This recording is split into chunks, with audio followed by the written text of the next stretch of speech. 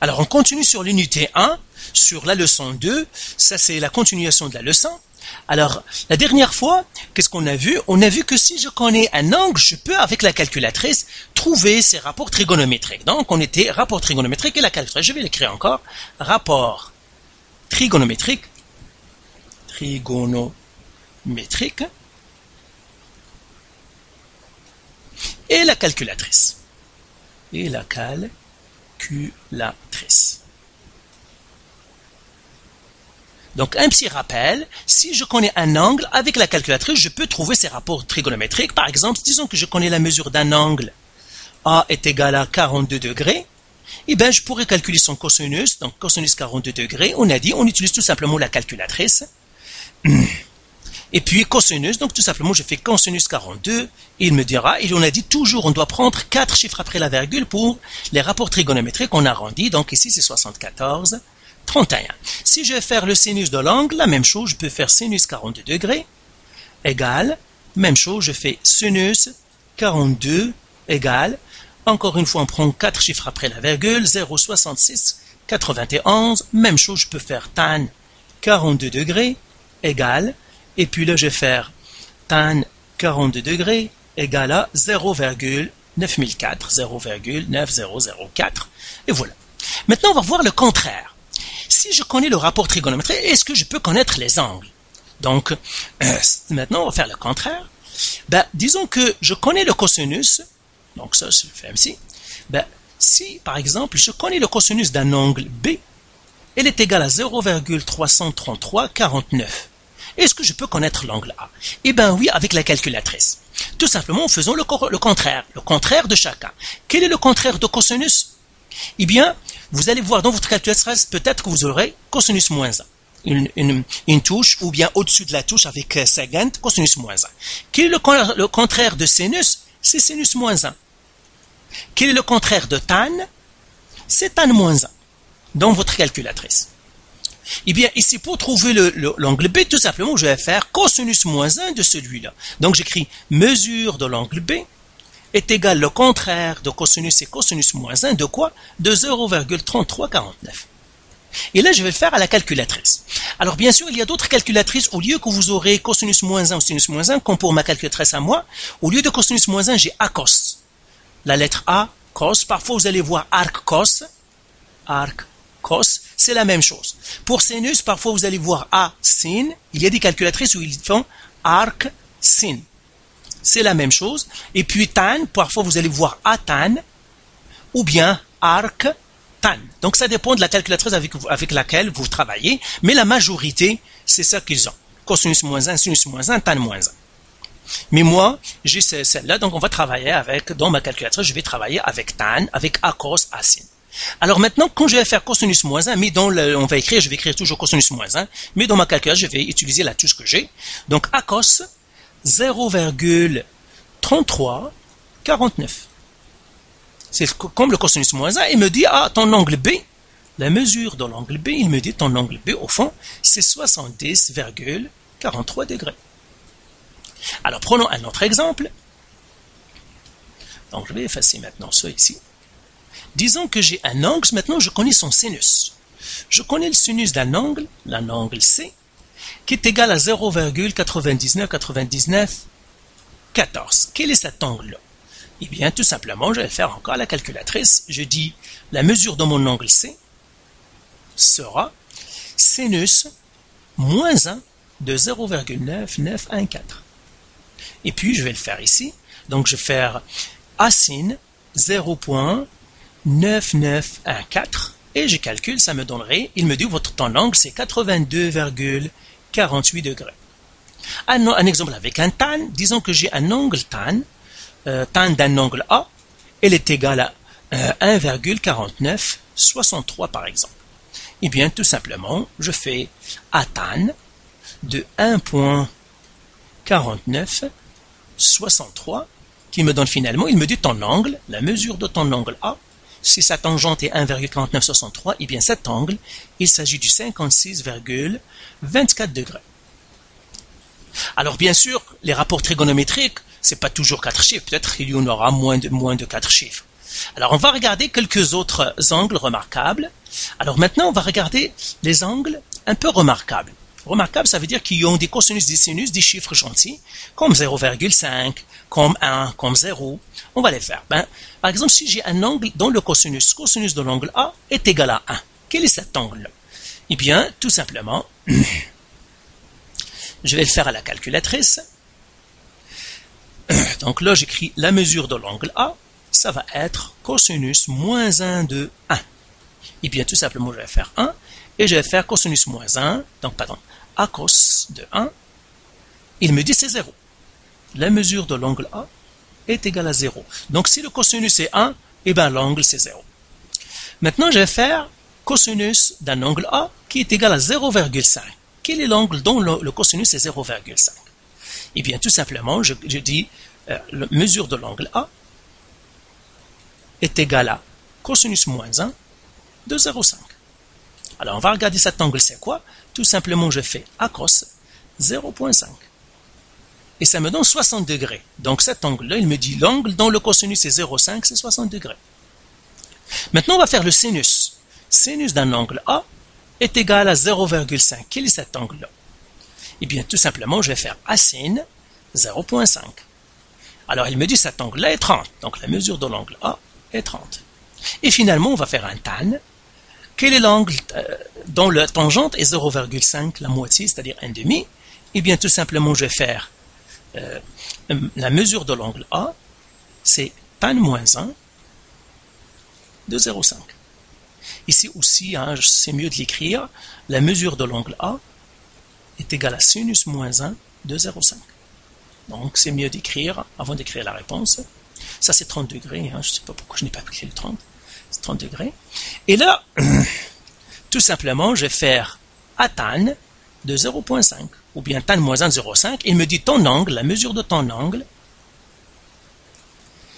dont la tangente est 0,5, et bien c'est un angle qui est la mesure de 26,57 degrés. Donc voilà comment on trouve un angle si on connaît son rapport trigonométrique. Alors là, on va voir pourquoi on a besoin de ces choses-là, à quoi ça sert. Donc voilà, donc les rapports trigonométriques, vous devez bien les maîtriser. Ok? On peut calculer les rapports trigonométriques avec les mesures d'un angle, on pourrait les calculer aussi avec la calculatrice. Maintenant, on va résoudre un triangle. Donc on va parler de résoudre un triangle rectangle. Résoudre un triangle rectangle. Qu'est-ce que ça veut dire résoudre un triangle? C'est trouver toutes ces mesures. Tous les angles et tous les côtés qu'on ne connaît pas. Tous les angles qu'on ne connaît pas et tous les côtés qu'on ne connaît pas. On va prendre un exemple. Disons que j'ai un triangle comme ça. Voilà. Comme ça. Ça comme ça. Voilà. Disons que je connais un triangle qui est comme ça, qui est rectangle. Il est rectangle ici. Donc ça c'est A, B, et ça c'est C. Disons que je connais ce côté-là, je connais que ça c'est 5 cm. Et je connais que ça c'est 10 cm. Ok? Et c'est ça. Et j'aimerais trouver, je veux résoudre ce triangle. Résoudre le triangle, c'est trouver tout ce qu'on ne connaît pas. Je ne connais pas cet angle, donc je dois le trouver. Je ne connais pas cet angle, je dois le trouver. Et je ne connais pas ce côté, je dois le trouver. Ok? Alors, comment on va le faire? Avec les rapports trigonométriques que je vais écrire ici. Ces rapports-là, ils vont toujours être, vous devez les apprendre par cœur, sinon vous devez toujours les avoir avec vous. Cosinus d'un angle A, c'est adjacent qui divise hypoténuse.